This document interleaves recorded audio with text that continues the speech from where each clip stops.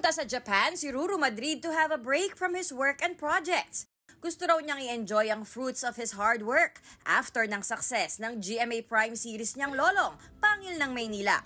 Ginrab na rin daw itong opportunity ni Ruru para makapag-quality time with girlfriend na si Bianca Umali na nooy nasa Japan din for work. Bitin kasi parang sumunod lang ako kay Bianca doon, para nag-extend siya for 3 days. So 3 days lang ako nasa Japan. Sobrang nag-enjoy pa rin kahit papano because it's my first time din na maikot ang Osaka. So nakapag-dotonbori kami, kumain ako ng mga ilang beses sa ramen. Siguro yun naman din talaga pagka nasa Japan ka food trip, di mo talaga isipin yung diet. Pagbalik naman sa Pilipinas, back to work agad si Ruru. Thankful ang Sparkle actor sa tiwala ng long-time brand collabs niya. So it's been 10 years at parang every year lagi nadadagdagan yung pagmamahal at tiwala nila sa akin. Ito naman din talaga yung gusto kong dalin, like kahit saan ako mapunta.